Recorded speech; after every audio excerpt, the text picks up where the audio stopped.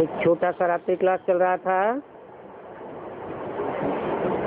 28-68। पहले पेज के मध्य में बात चल रही थी, कोई अनुभव में सुनावे। गीता का भगवान कृष्ण है और कृष्ण ने ऐसे ऐसे कहा है, तो समझाना पड़े कि कृष्ण नारायण के बचपन का नाम है। भगवान आकर नर से नारायण बनाते हैं।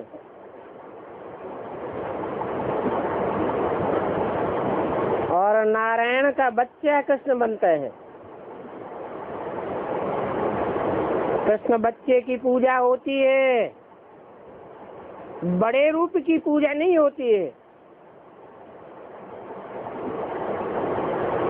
बड़े रूप में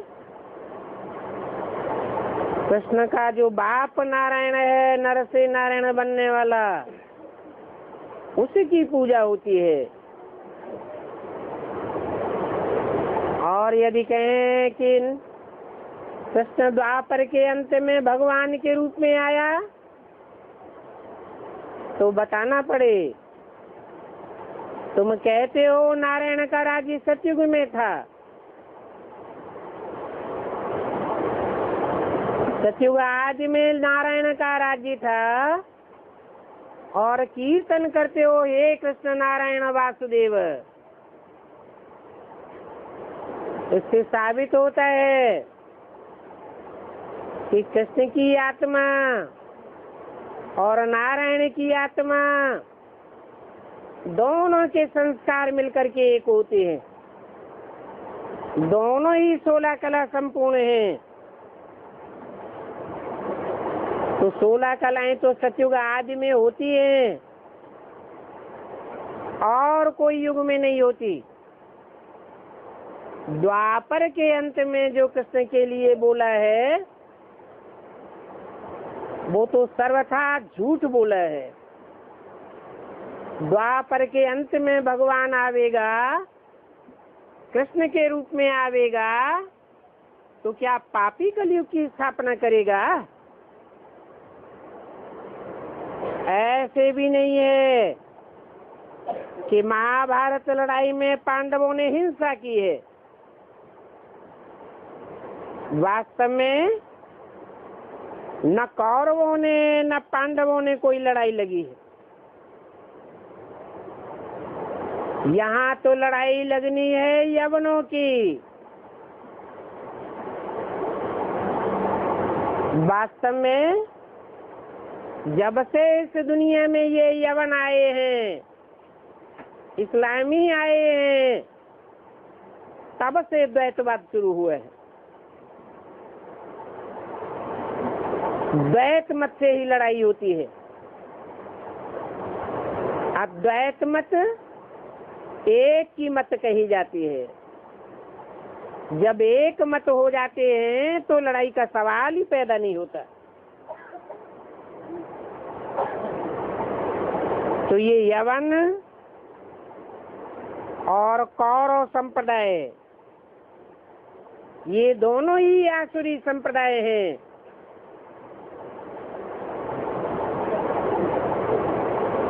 बड़ा आदमी अगर समझे कि बरोबर ये दुनिया रावण राज्य है,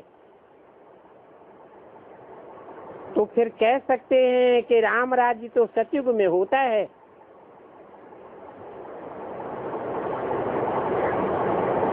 ऐसे ऐसे मुख्य पॉइंट समझा करके पक्का कराए देना चाहिए। तो फिर उनका अखबार में भी डाल सकते हैं। बड़े बड़े अखबार नहीं डालेंगे, वो तो बहुत मान मर्तबे वाले हैं। जो छोटे छोटे अखबार वाले हैं, वो तुम्हारी बातों को समझ सकते हैं, और इन बातों में समझने वाले ही लिखेंगे। तो सबसे बड़ी बात ये है कि परमपिता परमात्मा सर्वव्यापी नहीं है। ये राइट बात है। एक व्यापी होकर आता है, और एक व्यापी होने से ही सबकी स्मृति में समा सकता है। और भी अखबारें हैं जो फिर कॉपी कर सकते हैं, परंतु आजकल तो ऐसी ऐसी बातें समझाना बहुत मुश्किल बात है। ऐसे तो मूल बात यही है, अखबार वाले को छेड़ते हैं तो फिर वो अखबार वाले भी पैसे लेकर के उल्टा पुल्टा डाल देते हैं।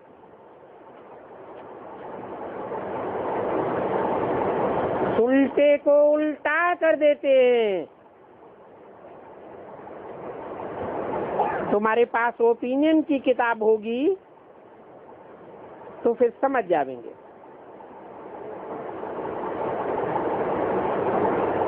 गवर्नमेंट भी रिपोर्ट पेश करके कुछ स्टेप ले सकते हैं। तो एक गीता का भगवान और दूसरा परमात्मा सर्वव्यापी, ये दोनों भूलें जो हैं, इन भूलों से भारत की ग्लानि हुई है। दूसरे धर्म वाले भी गीता ज्ञान को भगवान का ज्ञान नहीं मानते, क्योंकि साकार देवता का नाम डाल दिया है। जो साकार है वो कलाओं में बांधा जा सकता है।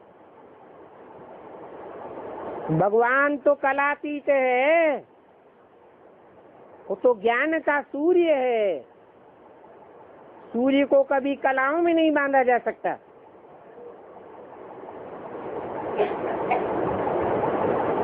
सारी दुनिया के लोग भगवान को मानते हैं,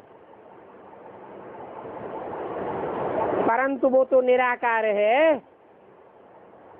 जैसे और धर्म पिता निराकारी स्टेज वाले हैं, तो उन धर्म पिताओं का, उन बापों का बाप, वो भी निराकारी स्टेज वाला है। कृष्ण कहो, ब्रह्मा कहो, उनका तो एक भी फोटो, एक भी मूर्ति ऐसी नहीं मिलेगी जो निराकारी स्टेज वाली हो।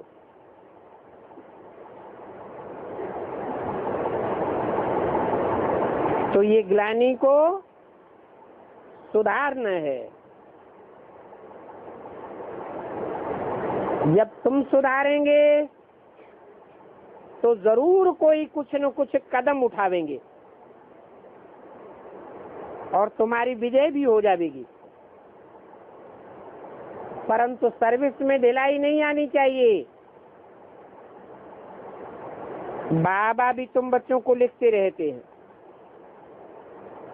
कि जल्दी जल्दी ओपिनियन का किताब बनाओ, मैगजीन की तो दरकार ही नहीं है। मास भर में ये किताब निकल जाए, जल्दी भी हो सकता है।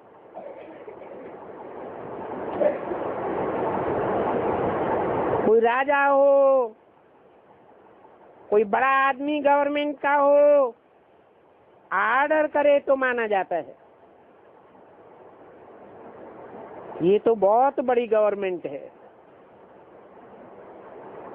तो बच्चों को इसकी डायरेक्शन तो बहुत जल्दी अमल में लानी चाहिए।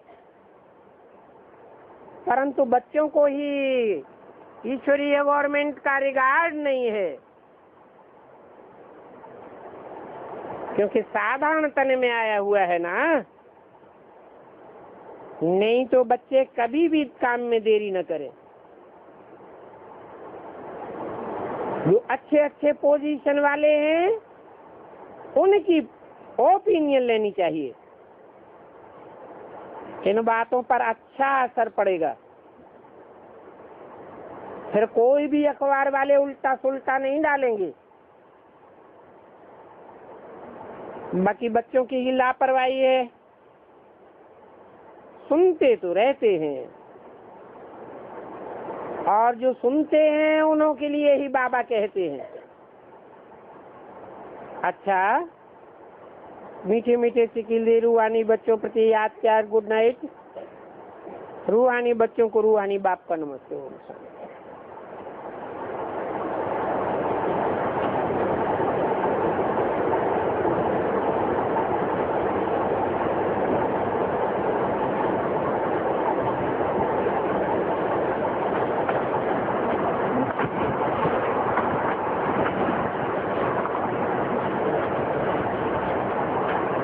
आज का प्रातः क्लास है 29 अगस्त 1968। ओम शांति का अर्थ तो बच्चों को अच्छी तरह बाप ने समझाया है। जहाँ मिलिट्री खड़ी होती है वो कहते हैं अटेंशन, और तुम बच्चे कहते हो ओम शांति। उन मिलिट्री वालों का अटेंशन देह की तरफ जाता है, और तुम जब कहते हो ओम शांति तो तुम्हारा अटेंशन आत्म की स्थिति की ओर जाता है। तो तुम्हारी अटेंशन माना साइलेंस। तो तुमको बाप घड़ी घड़ी अटेंशन दिलाते हैं, अर्थात अपन को आत्मा समझ बाप की याद में रहो। मुख से बोलना पड़ता है, नहीं तो वास्तविक बात तो ये है कि बोलने से भी दूर रहना चाहिए। आत्मिक स्टेज में एक की आंख दूसरे से मिले और चारों ओर वाइब्रेशन फैलने लग पड़े। अटेंशन, बाप की याद में रहो। ये बाप की डायरेक्शन कहो, श्रीमत कहो, तुम बच्चों को मिलती है। तुमने आत्मा को भी पहचाना है, तो बाप को याद करने के बगैर तुम विकर्मा जी अथवा सतो प्रधान पवित्र नहीं बन सकते हो। मूल बात ये है। बाप कहते हैं मीठे मीठे लाडले बच्चों, अपन को आत्मा समझ बाप को याद करो। अटेंशन, ये सभी इस समय की बातें हैं जो फिर देह की तरफ ले गए हैं। जिस्मानी मिलिट्री में ये बातें चलती रहती हैं तो तुम रूहानी मिलिट्री की बातें।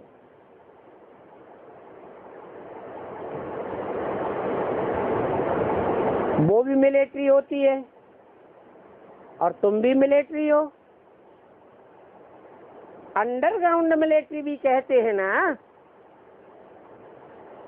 गुम हो जाते हैं,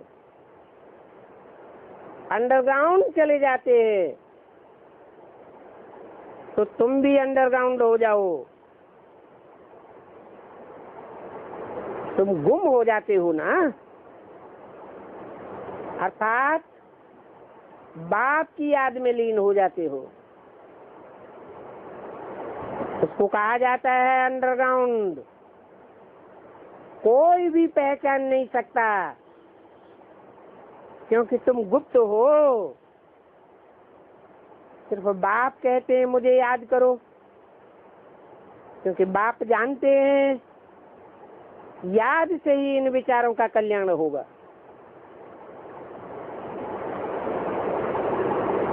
तो अभी तो विचारे ही कहेंगे, क्योंकि घड़ी घड़ी भूल जाते हैं।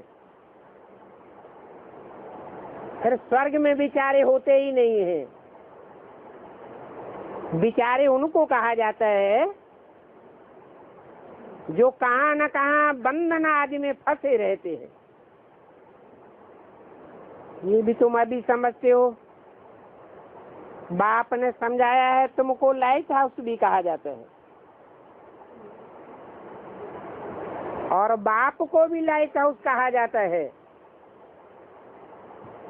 तो बाप घड़ी घड़ी समझाते हैं, एक आंख में शांति धाम और दूसरी आंख में सुख धाम रखो। तुम तो वास्तव में चैतन्य लाइट हाउस हो, सभी को सुखधाम और शांति धाम का रास्ता बताते हो। इस दुखधाम में सभी की जीवन रूपी नैया कहो, जहाज कहो, अटका हुआ पड़ा है। सब तो भक्ति मार्ग में कहते हैं नैया मेरी पार लगाओ। सभी की नैया मझधार में फंसी पड़ी है। तो अभी उन नैयाओं को सैल्वेज कौन करे? वो सैल्वेशन आर्मी होती है। वास्तव में वो कोई को सैल्वेज करते नहीं है, ऐसे ही उन्होंने नाम रख दिया है। वास्तव में तो सैल्वेशन आर्मी तुम हो। दुखधाम से पार सुखधाम में ले जाते हो। हर एक को इस दुखधाम से सैल्वेज करते हो। ये विषय सागर है ना, उन्होंने तो ऐसे ही नाम रख दिया है। सब 5 विकारों रूपी जंजीर में अटके पड़े हैं। इसलिए कहते हैं कि हमको लिबरेट करो, सैल्वेज करो। तो बाप कहते हैं इस याद की यात्रा से ही तुम पार हो जाओगे, दूसरा कोई भी रास्ता नहीं है। अभी तो सभी फंसे हुए हैं, और बाप को बागवान भी कहा जाता है। ये सभी इस समय की बातें हैं। तुम बच्चों को तो फूल बनना है। अभी तो सारी दुनिया में कांटे ही कांटे हैं, क्योंकि हिंसा करते रहते हैं। कांटों का काम होता है दुख देना। अभी तुमको अहिंसक बनना है। देवताएं अहिंसक होते हैं ना। पावन बनना है। जितना जितना पावन बनते जावेंगे, उतना उतना अहिंसक भी बनते जावेंगे। जो भी धर्म पिताएं आते हैं, धर्म स्थापन करने आते हैं, वो भी पवित्र आत्माएं ही आती हैं। जब आती है उस पहले जन्म में तो वो अपवित्र हो ही नहीं सकती।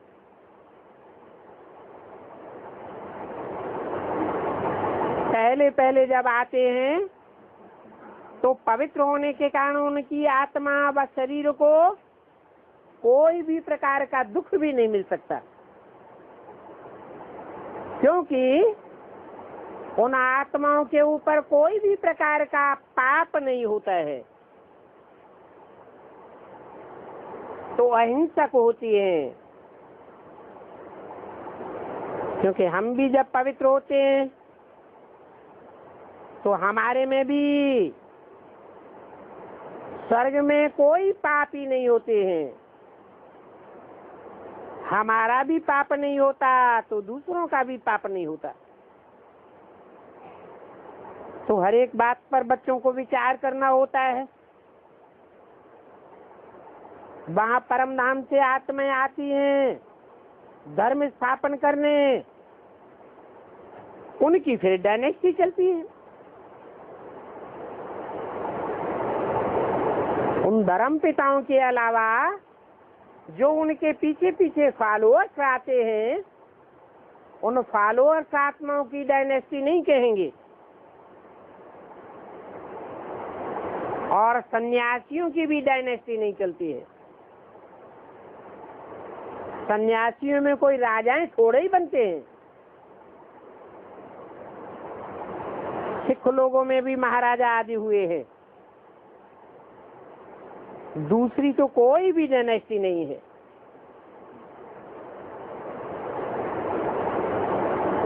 तो वो जब आते हैं स्थापना करने तो नई आत्माएं आती हैं। क्राइस्ट आकर के क्रिश्चियन धर्म स्थापन करे, बुद्ध ने आकर बौद्ध धर्म स्थापन किया, इब्राहिम ने इस्लाम धर्म स्थापन किया। तो देखा जाता है कि सभी धर्म स्थापकों के नाम से उनके धर्म की राशि मिलती है।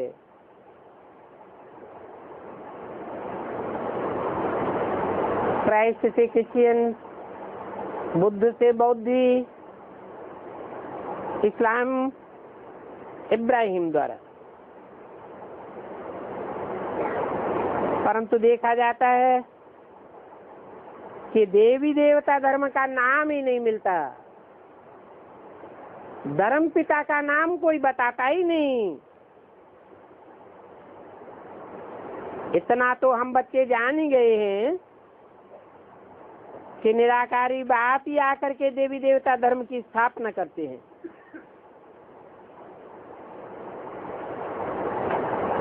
वो निराकारी बाप देहधारी नहीं है। देहधारी अर्थात जिस आत्मा की बुद्धि देह में धरी हुई हो।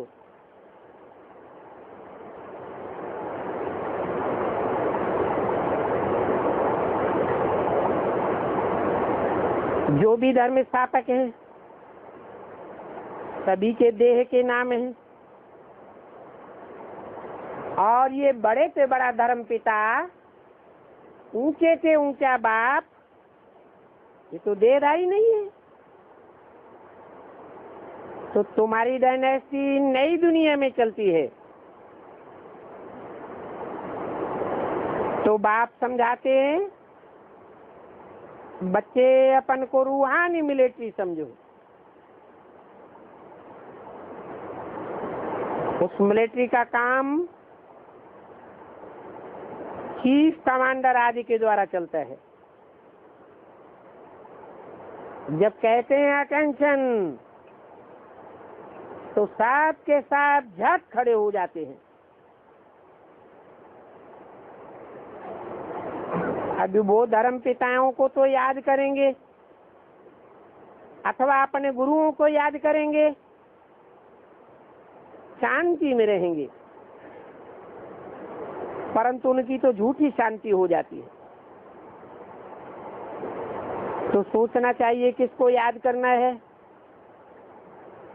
वो भी तुमको अभिज्ञान मिलता है जिससे पाप कट जाते हैं। ये ज्ञान और कोई में नहीं है, क्योंकि और तो कोई भी नहीं समझते हैं कि हम आत्मा शांत स्वरूप हैं। हमको शरीर से डिटैच होकर के बैठना है। यहाँ तो तुमको बल मिलता है जिससे तुम अपन को आत्मा समझ बाप की याद में बैठ सकते हो। बाप समझाते हैं कि कैसे कैसे अपन को आत्मा समझो। इस देह से डिटैच होकर के बैठो। तुम जानते हो कि हम आत्माओं को ये शरीर छोड़ करके अभी फिर वापस शांति धाम जाना है। हम शांति धाम के रहने वाले हैं, जहाँ 5 तत्वों से बनी कोई चीज नहीं होती।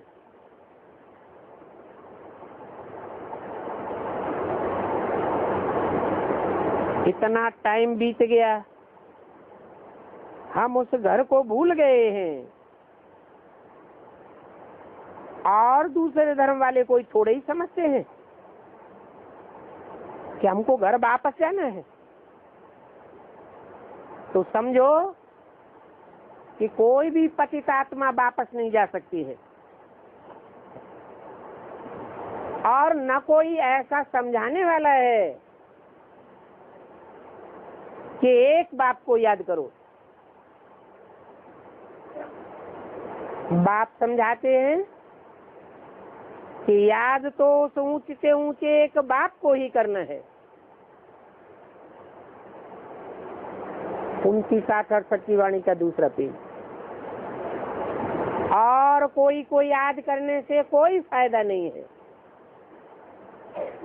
क्योंकि सब नीचे गिरने वाले हैं। नीचे गिरने वालों को याद करेंगे तो हम भी नीचे जाएंगे। समझो भक्ति मार्ग में शिव शिव कहते रहते हैं, परंतु शिव के बारे में मालूम तो कुछ भी नहीं है। इससे क्या होगा?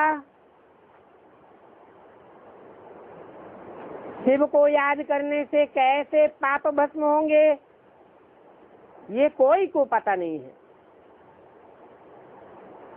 कई गुरु लोग भी ऐसे मिलते हैं जो कहते रहते हैं शिव शिव बोलो, शिव शिव कहते रहेंगे, कान बंद कर लेंगे तो घंट बजेंगे, तुमको आवाज सुनने में आवेगा। तो बोलो, आवाज तो जरूर कुछ कुछ होगा ही। इन बातों से कोई भी फायदा नहीं है। बोलो कि जिस शिव का तुम नाम लेते हो वो शिव तो बिंदु बिंदु आत्माओं का बाप है, और वो ज्योति बिंदु शिव बाप आत्माओं में सर्वोपरि पाठ बजाने वाला है, आत्मलोक का रहने वाला है। उस आत्मलोक में कोई भी आवाज नहीं होती।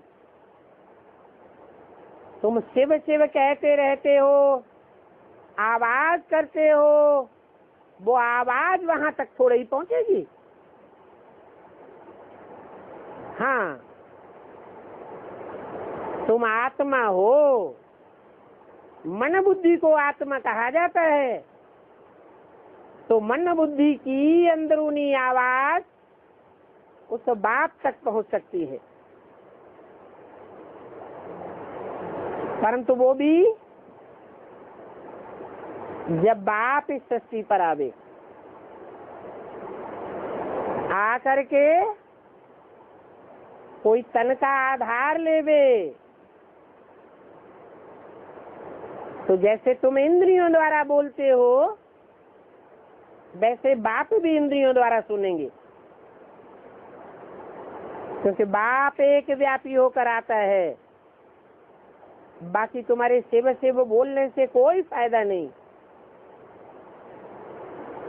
बाबा तो इन सभी गुरुओं का बहुत अनुभवी है। भगवान ने भी कहा है, अर्जुन इन सभी गुरुओं को छोड़ो। जब तुमको सदगुरु मिल गया तो फिर और गुरुओं की क्या दरकार है। जो भी गुरु होते हैं वो सब डुबोने वाले हैं। क्योंकि खुद भी डूबते हैं और दूसरों को भी डुबोते हैं। सदगुरु ही तारने वाला है और सदगुरु एक कहा जाता है, एक ही सत्य है। God is one, God is truth. बाकी तो सब नंबरवार झूठे बन पड़ते हैं, सब सतो प्रधान से तमो प्रधान बन पड़ते हैं, सब सुख भोगने के अभ्यासी हैं, सब सुख चाहते हैं। एक ही बाप है जो सुख दुख से परे रहने वाला है, जन्म मरण से परे रहने वाला है। न सतो प्रधान से तमो प्रधान बनता और न तमो प्रधान से सतो प्रधान बनता। वो तो सदैव ही सत्य है, इसलिए उसका नाम सदा से बजाया हुआ है। वो बाप कहते हैं, मैं तुमको इस सार संसार से पार ले जाता हूँ।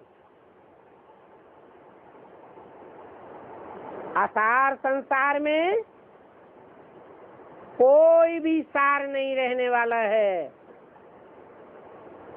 जो भी सार स्वरूप आत्मा है वो सब इस संसार को छोड़ करके वापस परम धाम चली जाएंगी। तो ये दुनिया असार हो जाएगी।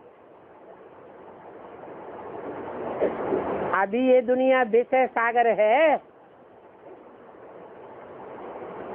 विषय सागर से क्षीर सागर में ले जाने वाला एक ही बाप है। तो ये सभी बातें समझने समझाने की हैं। जो माझी होते हैं वो बोट चलाने वाले होते हैं, परंतु समझाने के लिए ये नाम पड़ गया है माझी, मंझधार से पार ले जाने वाला।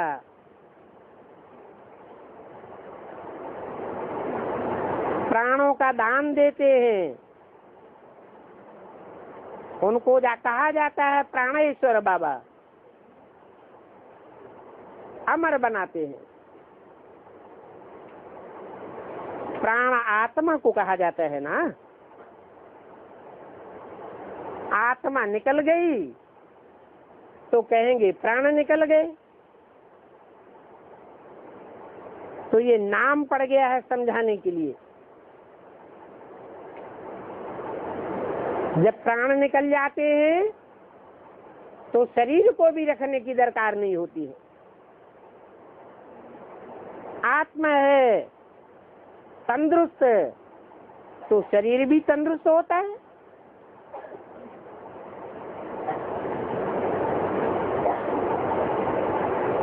आत्मा का ही फिर शरीर में वास होता है। आत्मा निकल गई तो फिर शरीर को रख करके क्या करेंगे? बासी चीज को थोड़ा ही कोई याद करेंगे। जानवर भी ऐसे नहीं करते हैं। सिर्फ एक बंदर है, उनका बच्चा अगर मर जाएगा तो भल बदबू हो जावे तो भी उस मर्दे को छोड़ेगा नहीं। आज मनुष्यों की भी यही गति हो गई है। कितना मोह लगा पड़ा है। कोई के घर में मौत हो जाती है तो साल 2 साल मन बुद्धि चिपक के रह जाती है। कोई कितना भी हटाने की, डिटेक्ट करने की कोशिश करे, बुद्धि हटती नहीं। तो ऐसे मंदिरों का फिर मिसाल रामायण में दिया है। कि भगवान राम ने आकर के बंदरों की सेना ली। ये बंदरों की शिष्य है, सिर्फ अकेले मोह की बात नहीं है, पांचों ही विकार बंदर में जास्ती होते हैं।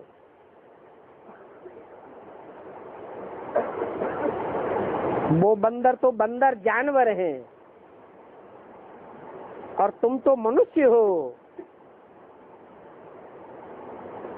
कोई मनुष्य शरीर छोड़ेगा तो कहेंगे जल्दी से निकालो इसको बाहर, ले जाओ मरघटे में। बल मनुष्य समझते हैं स्वर्ग पधारा। पहले जब मुर्दे को उठाते हैं तो मुंह शहर की तरफ रखते हैं और टांग शमशान की तरफ करते हैं। फिर जब आप शमशान में घुसते हैं तो पूजा आदि करके फिर समझते हैं, मुंह शमशान की तरफ कर देते हैं, समझते हैं कि स्वर्ग जा रहा है। अब ये भक्ति मार्ग में जो भी रस्म रिवाज चलती है वो कहाँ की यादगार है? कैसे?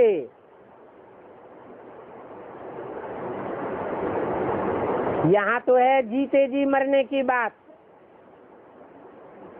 जो जीते जी देह अभिमान से मरते हैं, इस दुनिया से, दुनिया के देह के संबंधियों से, देह के पदार्थों से, तो पहले पहले तो उनकी मन बुद्धि रूपी जो सिर है वो संसार की तरफ ही होता है। बाद में शमशान की तरफ, अर्थात जब मरते हैं, शरीर छोड़ते हैं, अर्थात देह अभिमान छोड़ते हैं, तो बुद्धि परम धाम में लटक जाती है। तो यहाँ की बातें सब भक्ति मार्ग में उठाई है।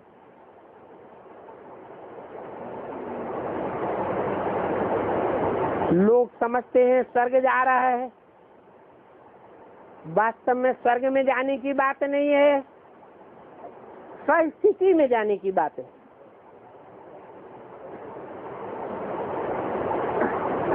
तो ये तुमने जो कृष्ण का चित्र बनाया है, हाथ में स्वर्ग का गोला और पांव में नरक का गोला, ये एक्यूरेट चित्र है। ये तुम सब बच्चों की यादगार है। तुम जब स्वर्ग में जावेंगे तो तुम्हारी बुद्धि रूपी हाथ में नई दुनिया की ही प्लानिंग चलती रहेगी और पुरानी दुनिया को लात मार देंगे। कृष्ण भी नरक को लात मार रहा है ना। हाथ में स्वर्ग का गोला है, ये बुद्धि रूपी हाथ की बात है, कोई स्वर्ग का गोला नहीं है। नई दुनिया की प्लानिंग बुद्धि में घूमती है। अभी कृष्ण का शरीर तो है नहीं। वास्तव में कृष्ण जैसे बच्चों के रूप में जन्म लेने वाले बच्चे हैं, उनका नाम रूप देश काल बदल जाता है। तो कितनी कितनी बातें हैं जो कितने विशाल रूप में समझाई जाती है, फिर भी अंत में बात कहते हैं मन मना भव। यहाँ आकर के जब बैठते हो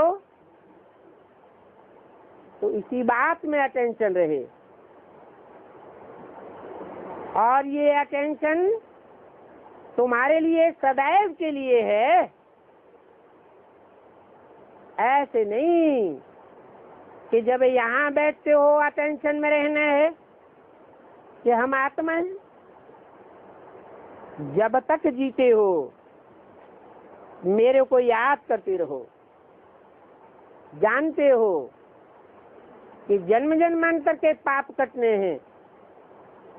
अगर याद ही नहीं करेंगे तो पाप भी नहीं कटेंगे। बच्चों को कभी आंखें बंद नहीं करना चाहिए।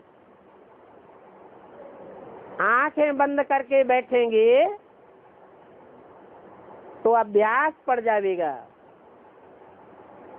कोई जरूरी नहीं है कि जब शरीर छोड़ने का टाइम आवेगा तो तुम्हारी आंखें बंद हुई हो।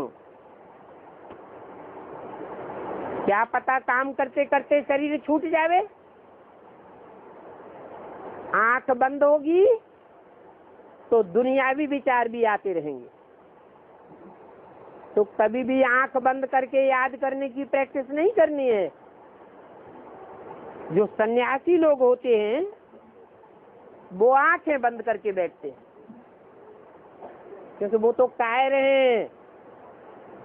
वो समझते हैं कि अगर आंखें खुली हुई होंगी तो हम आंखों का भोग भोगने से अपने को रोक नहीं सकेंगे।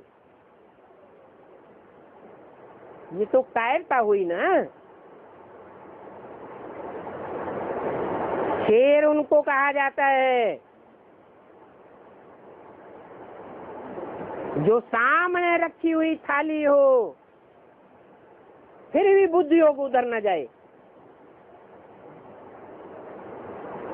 तुम बच्चे तो शेर दिल हो। तो आंखें बंद करने की बात नहीं है। सिर्फ आंखों की ही बात नहीं, कोई भी इंद्रियों की बात है। तुमको तो इंद्रिय जीत बनना है। वो सन्यासी तो स्त्रियों को पीठ दे करके बैठते हैं। समझते हैं कहीं हम कंट्रोल से बाहर न हो जावे। परंतु ये तो बहुत भारी कमजोरी हो गई। वो समझते हैं कि स्त्री नागिन है, वास्तव में खुद नाग हैं। अपनी कमजोरी को छिपाने के लिए दूसरों के ऊपर दोष देते हैं। सब पुरुष दुर्योधन दुशासन है। तब तो द्रौपदी ने पुकारा है, बाबा ये सांप हमको डसता रहता है, ये दुशासन हमको जबरियन नंगा करते हैं। वास्तव में बड़ी सभा में ऐसा कोई होता नहीं है। ये सभी अभी की बातें हैं। जबकि द्रौपदियां पुकारती हैं, तुम सब द्रौपदियां हो, तो जरूर कहेंगे ये सब सर्प ठहरे। द्रौपदी को तो उन्होंने 5 पति दे दिए हैं। उनको देख करके आज की दुनिया में भी रस्म पड़ गई है।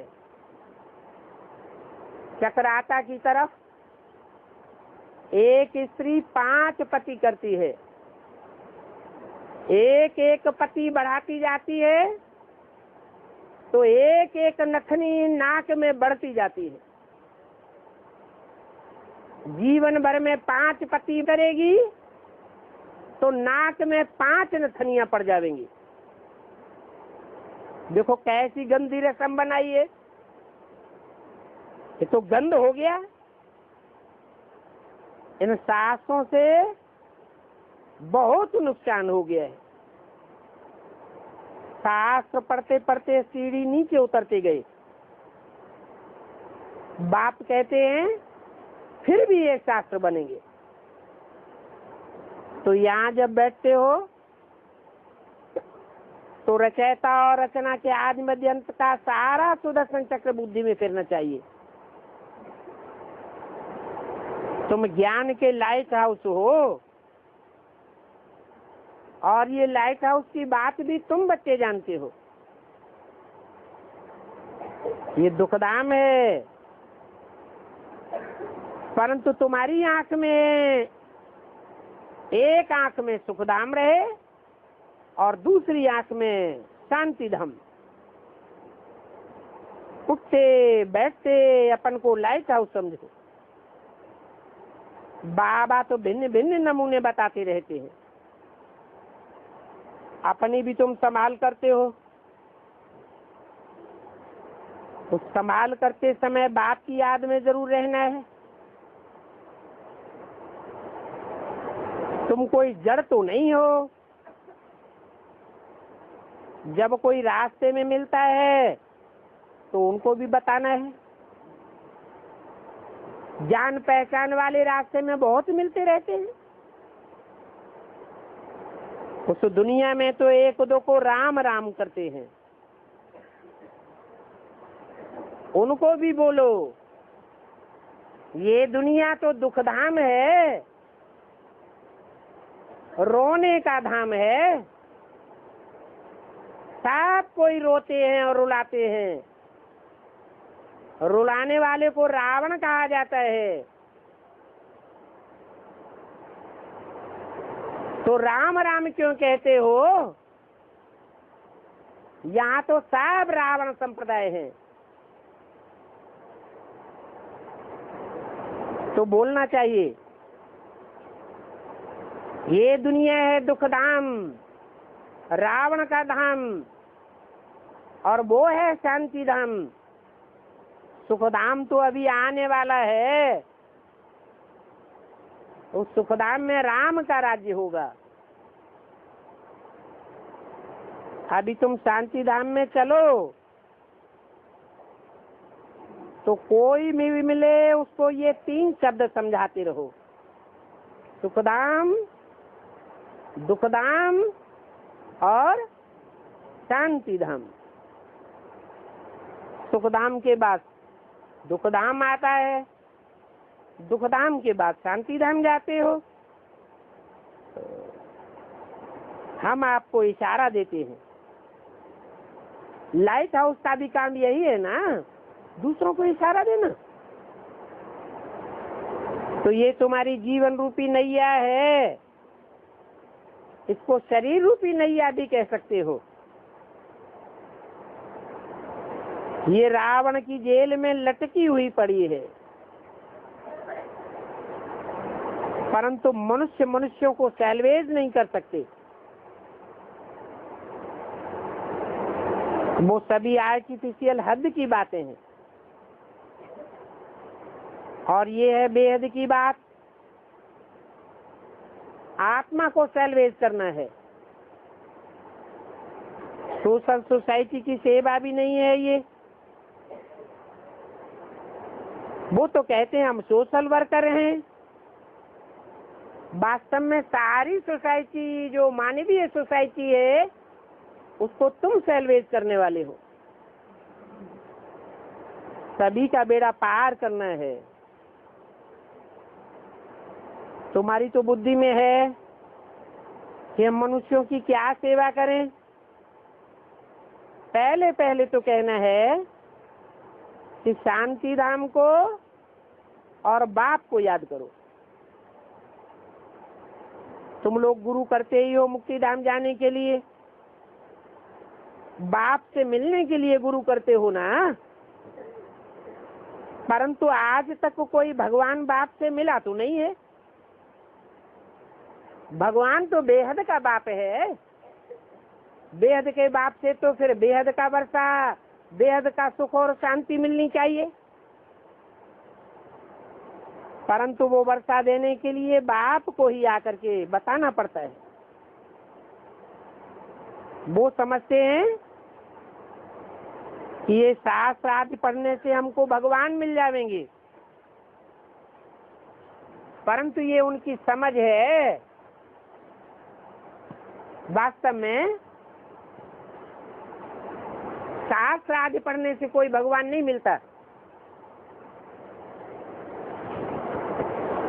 हाँ, ये जानते हैं कि कोई न कोई रूप में हमें को भगवान मिलेगा। आश्रय में रहते हैं कि आज नहीं तो कल हमको भगवान मिल जाएगा। ये भी नहीं जानते हैं कि कब मिलेगा। अभी बाप ने तो तुमको बताई दिया। ये सृष्टि जब 4 अवस्थाओं से पूरी पसार हो जाती है तो तमो प्रधान बनने पर, अति होने पर भगवान बाप आते हैं और नंबरवार बच्चों को उठाते हैं। अभी बाप ने तुमको सभी को समझाया है।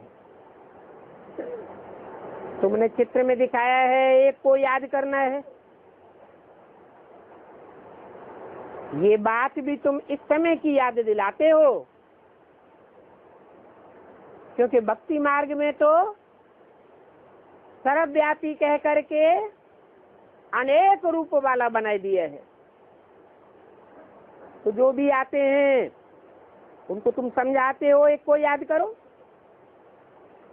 जो भी धर्म स्थापक हैं, जैसे गुरु नानक है, वो भी ऐसे करके इशारा देता है, साहब को जपो। वो बाप, वो सदगुरु है। बाकी गुरु तो अनेक प्रकार की शिक्षाएं देने वाले हैं, उनको गुरु कहा जाता है। वो गुरु अनेक हैं और सदगुरु तो एक ही है। इसका मतलब एक है सच्चा गुरु और बाकी हो गए झूठे गुरु।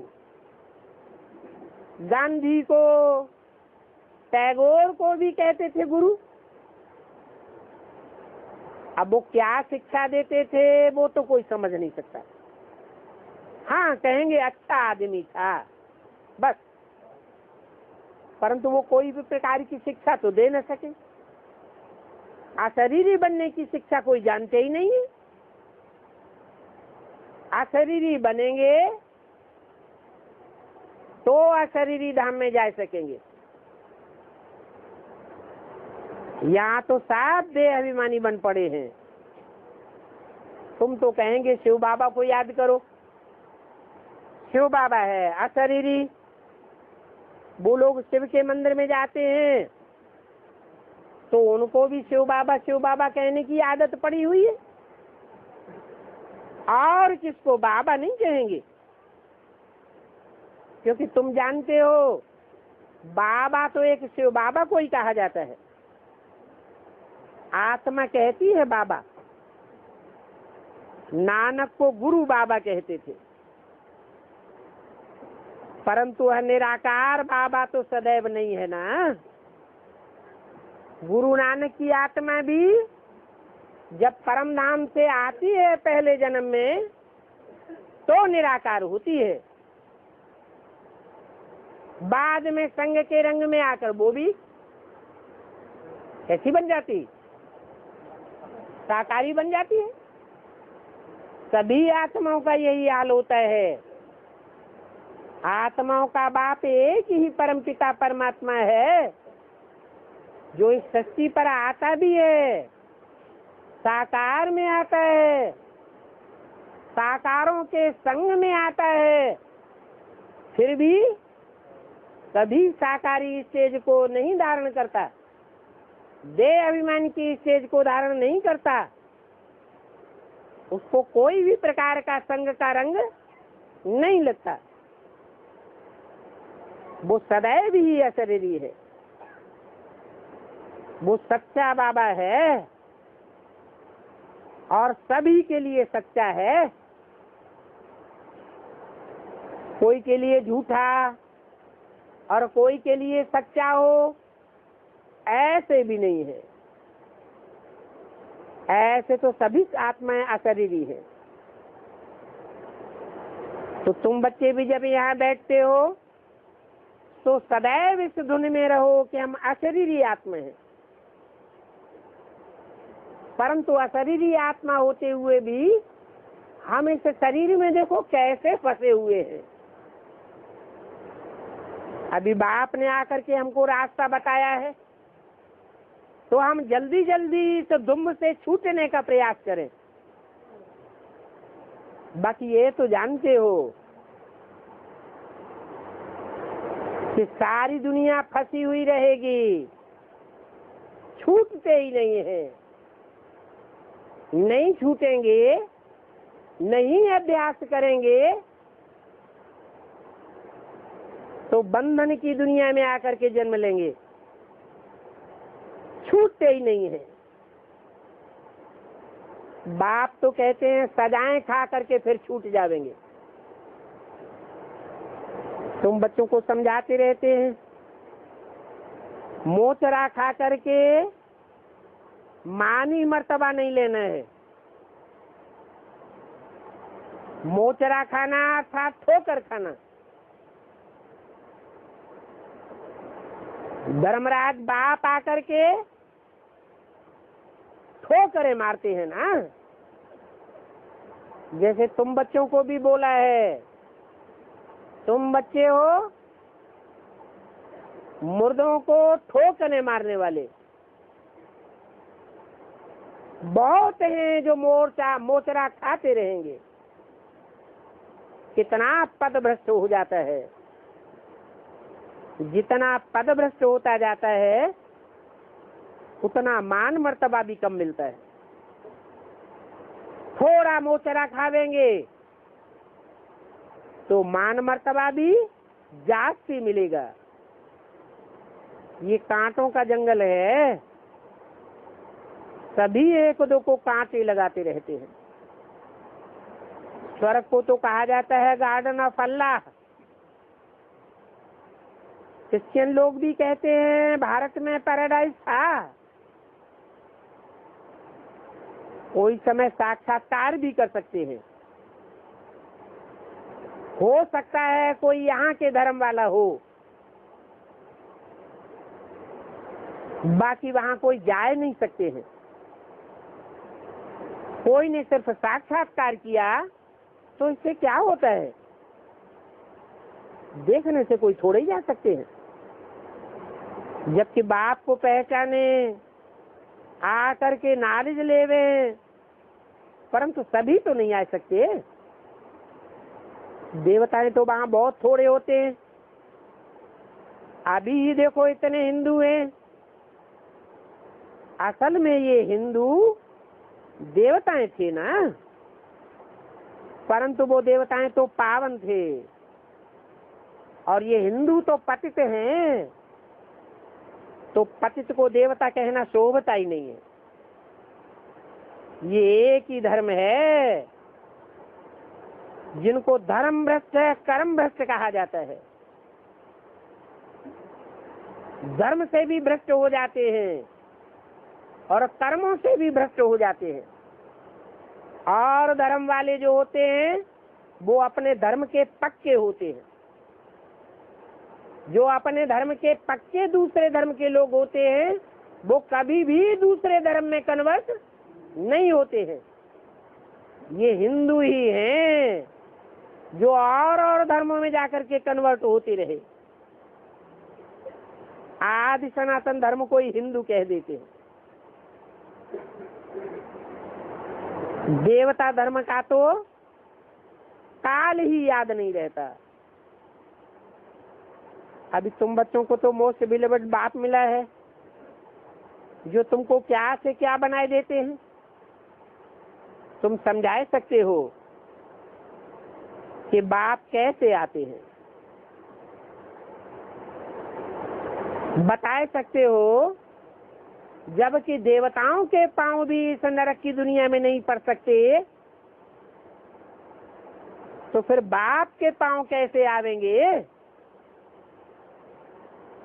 बाप तो निराकार है और उनको अपना पांव भी तो नहीं है।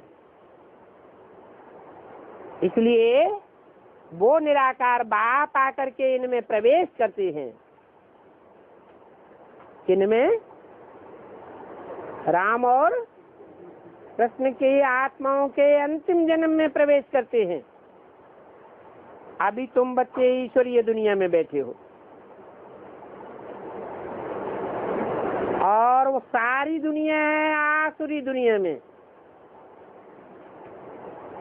ये तुम्हारा छोटा सा संगम है। अभी तुम समझते हो कि हम न तो दैवी संसार में है न आसुरी संसार में है। अभी हम ईश्वरीय संसार में हैं। बाप आए हैं हमको घर ले जाने, तो बाप कहते हैं वो मेरा घर है, तुम्हारे खातिर मैं अपना घर छोड़ करके आता हूँ। जब घर छोड़ करके आता हूँ तो ये भारत सुखधाम बन जाता है। एक बार भारत सुखधाम बन गया फिर थोड़ा ही आता हूँ। देखो, मैं विश्व का मालिक नहीं बनता हूँ, तुम बच्चे विश्व के मालिक बनते हो। मैं तो ब्रह्मांड का मालिक हूँ और ब्रह्मांड में तो सभी आते हैं, सभी वहां के मालिक बन करके बैठ जाते हैं। जिनको आना है, परंतु वो आवेंगे तो, लेकिन विश्व के मालिक नहीं बनेंगे। विश्व के मालिक वो बनते हैं जो पहले पहले परम धाम में आते हैं। तो समझाते तो बहुत हैं, स्टूडेंट कोई बहुत अच्छे होते हैं तो स्कॉलरशिप ले लेते हैं, तो वंडरफुल बातें हैं। ईश्वर को सर्वव्यापी पत्थर भीतर में कह देते हैं। तुम समझाते हो तो गुरुर गुरुर करते हैं। ऐसे बंदरों के सामने हम क्यों जावें जो उनका गुरुर गुरुर सुनना पड़े। तो तुम बच्चे अच्छी रीति उनको नरम करके ले आते हो। ऐसा नरम करके लावेंगे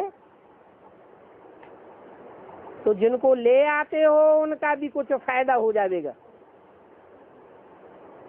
नहीं तो आने वालों का भी फायदा नहीं होता और तुम्हारा भी लाना बेकार हो जाता है, क्योंकि उनको तो अपना अहंकार बहुत रहता है। मैं फलाना हूँ, मैं ये हूँ।